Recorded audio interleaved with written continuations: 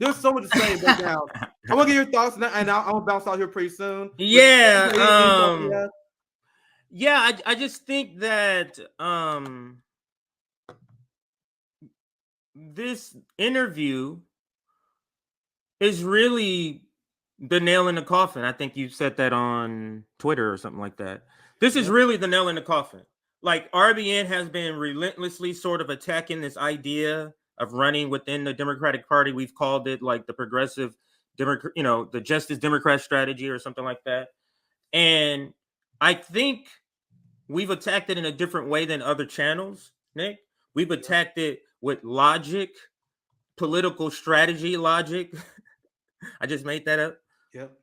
But just simple logic and just simple pointing out the holes in the strategy, in their own logic, and pointing out how it's a pattern, how they do this hand-wringing, not for non-establishments, and then they just have a trapdoor at the end for them to go right back to the Democratic Party.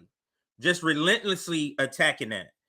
And this interview, being able to have, just think, who can we get higher than this? This is a person that will be the future presidential candidate that the progressives wants to run. Seek access. See, I want you to finish your point, but I want to go ahead. Go ahead. Do you? We didn't seek access to Marianne. Right. Like, she responded to my tweet. We didn't seek access to Ryan Grimm either. Yeah, Ryan Grimm and Marianne Williamson asked to come on RBN because they see us putting pressure and exposing their bullshit. And we came out here and our criticism was weak of Marianne, and we wasn't changing the minds of people. Would they volunteer to go on our show? No. Ryan Grimm, Marianne Williamson saw all of our criticism of them, and then they asked to come on our show. And then I think also, though, they saw our criticism. Other people are like, yeah, RBN has a point. Why are you doing it? You know what I mean? Like, so it was other people now saying, and you can see it in some tweets, people using the word, you are completely unserious. Every time I see that, I'm like, that's Nick. Yeah. I should have panned that shit, man. I see everyone saying that shit. I'm gonna show you guys this again. This is I don't know if you saw this part, but this is the tweet of Marianne Williamson asking to come on.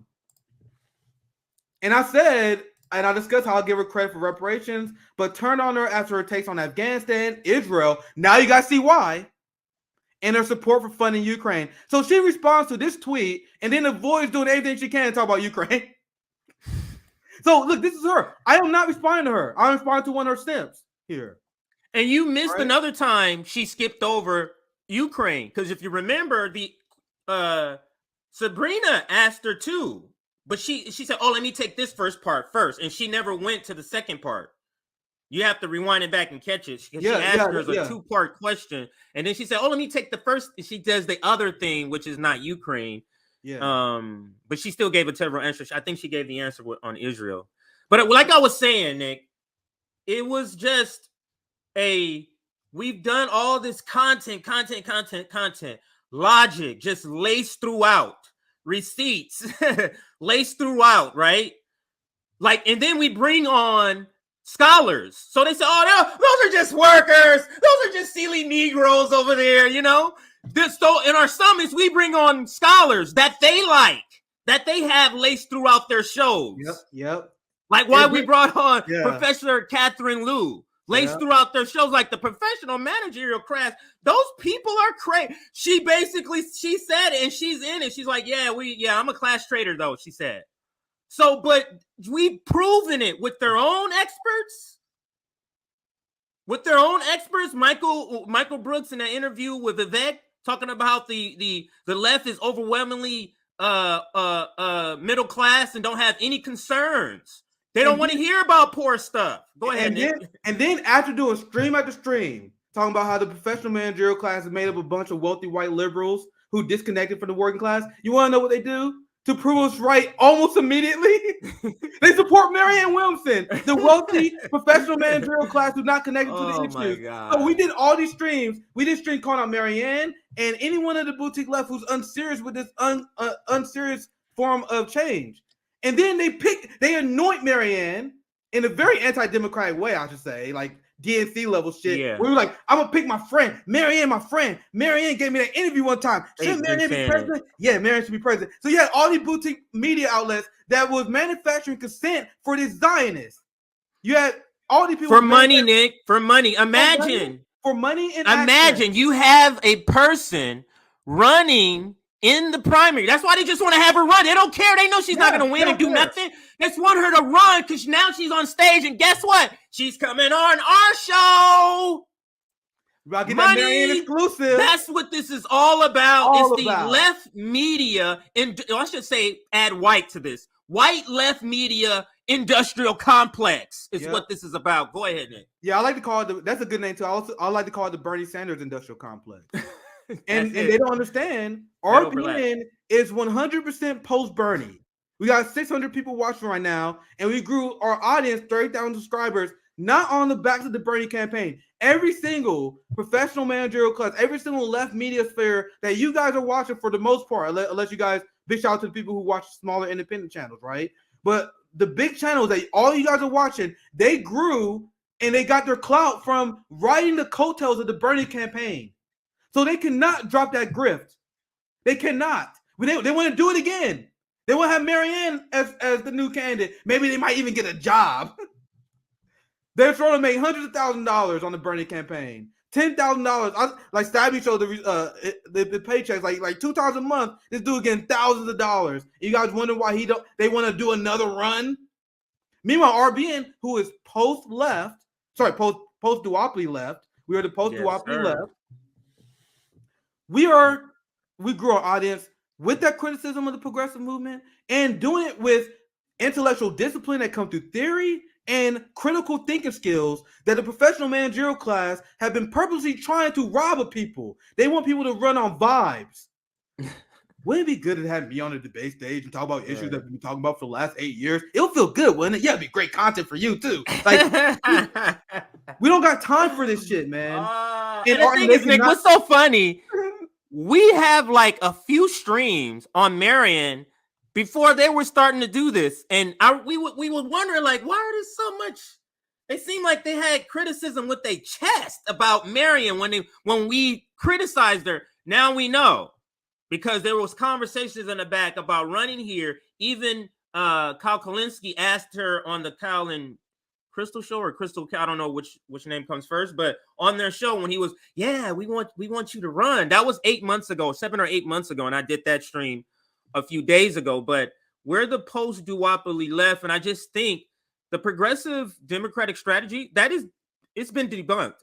It's been debunked. That's over. Like, it's over. You're not serious. Like, if you're political and then you come to me and you're like, so let me tell you how we're going to take over the Democratic Party, you might as well say, I'm a clown. Just say, I'm a clown, and then so I can move about my business. You know what I'm saying? Go ahead. Yeah, and my last thoughts, I know you got a few stories you want to go over before I dip here.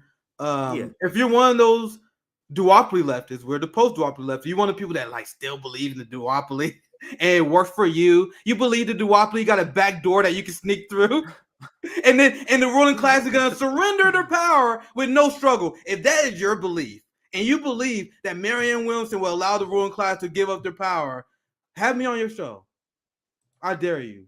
I dare Vanguard, anybody that pushing her, to have me on their show. Explain to me their strategy. And I'm relying on you guys. They know we exist, but then when they do the shows, they got to do like this. Well, you know how someone look at you, but they're not trying to look at you? Like they try to pretend we don't know that they know we don't exist.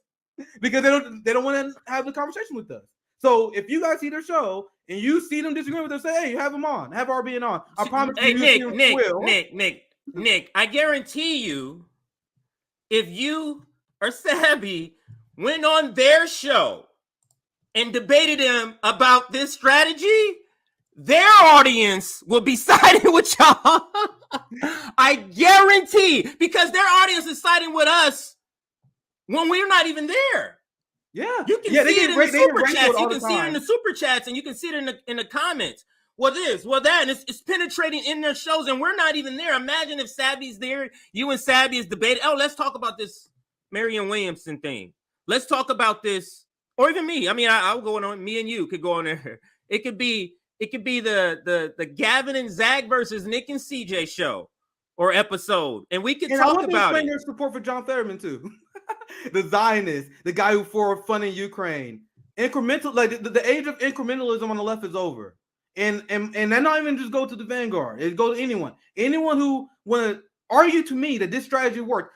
And I saw someone. I think I started. Who left this comment? I'm glad you started a lot of these chats. And this is the point I made earlier. No one would have asked that first question Nick asked. It's a great first question. No, she didn't. Like her answer. Well, I guess I should say she did answer it. She said if you don't her answer to my question that why the working class should invest in her campaign after the Wait for the Brain campaign, after 4 minutes of filibustering, I finally got her an answer where she said, well, if you just don't believe in that, don't vote for me. That's her aspiring message, CJ. That's the aspiring message that Bad Faith, that TYT, that the Vanguard, that everyone will get behind. When asked by voters, she gonna on thing that she don't agree with, she like, oh, don't vote for me then. They gonna put a vote. That's who they want to lead the third party charge. The person that say don't vote for me. Don't vote for me then. That's who you guys want to lead the working class. Let me tell you, Nick, how propaganda, this is about propaganda. Now, you understand when a politician uses this word, believe? Yeah. Believe. What she's saying, if you haven't drank the Kool-Aid, if you haven't fallen for the propaganda, then I don't have any interest in you. Just like politicians don't have any interest in the 100 million people that don't vote. You notice how they act like there's a shortage of people to vote, Nick. Yeah. There's 100 million people pre this last few election. 100 million people don't vote. But that they don't never even attempt, because it's not about policy. It's about tricking people. And this is why it's you notice in the media. They say, what are the Democrats going to do about their policy to get more people? They never say that, Nick. They go, what about the messaging? They're talking about propaganda, Nick.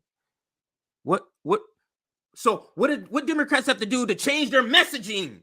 They're talking in front of us. They're talking about propaganda. Well, maybe they need to do this. Maybe they need to spin this. They're literally talking. They just got different words they're using instead of the word propaganda. They've gotten clever over the years.